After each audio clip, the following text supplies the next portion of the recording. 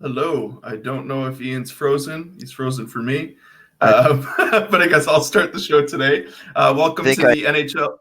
Oh, Ian, hello. I'm not sure what's happening. I can hear you, man, but your screen's frozen, so I'm not sure. That's a good question. What on earth is happening right now? I can hear you. All right. NHL double play. This has been a 24-hour shit show for me. Power went out during the Jimmy show yesterday. We won't go into that. Oh, damn. I don't know. For some reason, I am frozen right now. Can you still hear me, Adam? I can hear you great, and you're very serious in the image that's frozen, so you're all business otherwise. I know that. This is unbelievable that this keeps happening, but nevertheless, we'll move on. Hopefully you can at least hear me. We've got the NHL play of the day, double play video. Good to be back with Adam.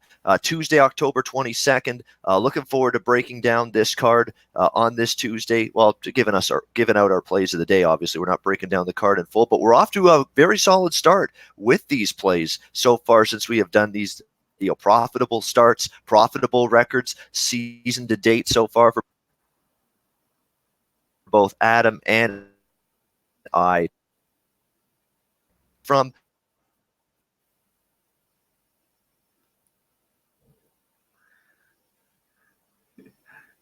Ian, you still there? All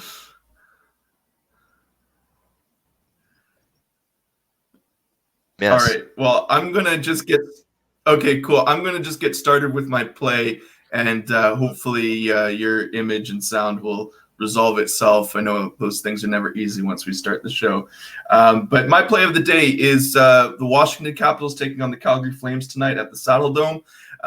It's going to be a great game, I expect. Calgary's coming in with winning 3 of their last 4. The Capitals have won 4 of their last 5.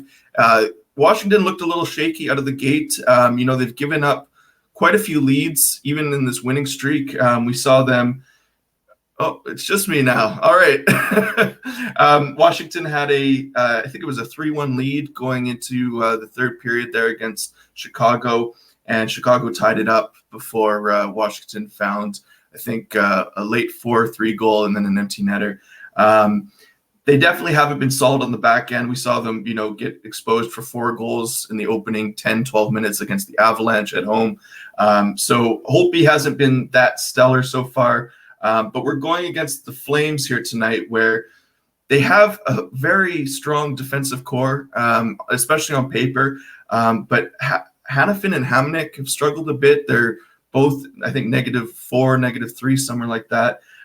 They've been exposed so far this year. Riddick's done fine. Talbot's done fine.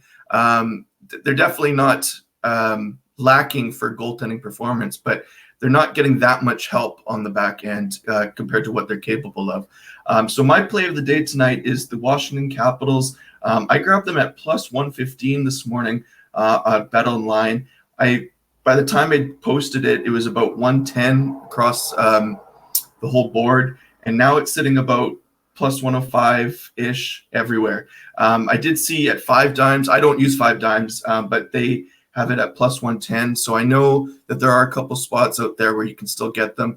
In the article, I mentioned that this is really a 1.9 game each way. -110 each way.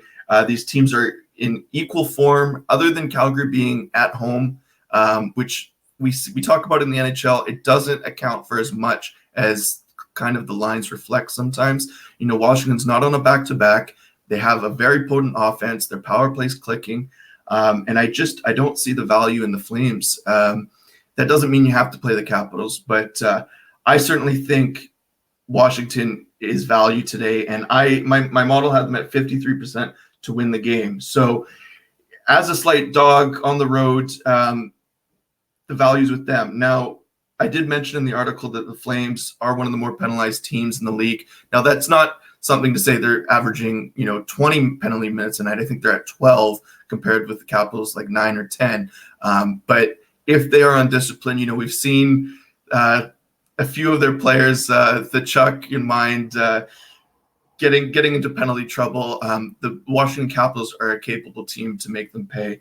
So in my view, there is only one play if you're playing the sides in this game, unless we see that Calgary number creep up to about -110. So that's a very straightforward play. I just don't think I think there's value on the Capitals, and I don't think there's really anything like it's not a tricky spot in the sense that nobody's out of the lineup for the Washington. As I said, they're not on a back-to-back. They're a second game of a road trip. They've 4-1 record on the road. So I like the Capitals. I'm running with them as the play of the day, given the value. Since we don't have Ian, I can actually just go into my other article pick today, which was the Edmonton Oilers team total over 2.5 against Minnesota. It was at 1.72. I think that's about -140 at Pinnacle this morning. But I've seen it kind of sitting around there when I posted the plays. So you could probably get it around that price at every book. The Wild have let in 3 or more goals in every game this season, with the exception of their game against the Senators. And even, I was on the Wild for that game against Ottawa, but watching it, it was at times quite on the edge, I guess you could say. It looked like Ottawa was the better team. They were creating more opportunities. So I don't see the Edmonton Oilers as a weak offense. I think that their depth so far this year has not shown itself. I did mention that in the Oilers preview before the season started, that the winger depth is not very strong. It's one of the weaker in the league. But they've also got 2 of the top 10 players in the NHL in McDavid and Draisaitl, and being kept off the score sheet for back-to-back games. I'm not someone that says they're due. I did write that as a joke in the article, but there's not many straight games that even the best defenses can keep those 2 players completely no points at all, including their potent power play. And their power play, I mentioned it last week or the week before, that their power play is clicking. It looks dangerous. They kind of know that they have a shot in Neal. Draisaitl has an excellent shot too. McDavid, he's such a great playmaker, but still he can still put up 40 goals in a season. So their power play is capable of getting 2 goals tonight if Minnesota is undisciplined.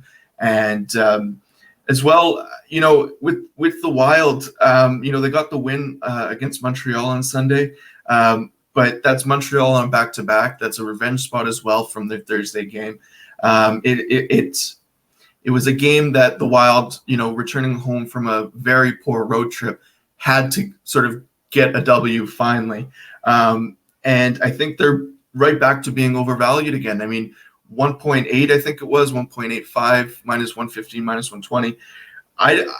This is a bottom 3 team in the league, and they're leaking goals all the time. So again, with the Oilers, I said this in the article, it's not really about Edmonton here. It's more about how bad the Minnesota defense has been and goaltending has been. Dubnyk just has not shown his form in prior years. I don't know if it's the speed thing at the back. I don't know if, Boudreau is not coaching the team very well. It's not for lack of effort. It's just they're not playing cohesively, and they're not shutting down the opposition frequently enough. And even in that Montreal game, we saw the other curse of the Wild this season. They let in a goal, and then within minutes, they let in another one. It was 1-0 at the end of the first, and I think it was 3 minutes into the second, 5 minutes into the second, and they were down 2-1. And I thought they outplayed Montreal for most of that game. But I would take just about any team over 2.5 goals at this price tonight. So it helps that the Oilers have those 2 stars, but that's not what the play is about. So, I guess we're approaching 10 minutes here, and we haven't got Ian back. Not too sure what to say. I'm not the typical host. I've never done this type of thing before. So I'm going to cut it short here, and you can reach me on Twitter at LockQWERTY if you want to talk about any of the games. I've got a full slate. I'm high volume, so I have a little bit of action in every game tonight. As far as how we're doing this season, we're both at 4-2. Ian's at plus 2.3 units. I'm at 1.8 units profit. We're both looking just to get a a valuable play each day on these Tuesday, Thursday, Saturday cards. If you want to look at what the lines are sitting at right now, please visit the SBR odds page. And from that page, you can actually click on the sports picks page and see, what some of the other experts are choosing and everything. But I've got 2 articles up today on the 2 plays that I talked about. So you can read a little bit more about it.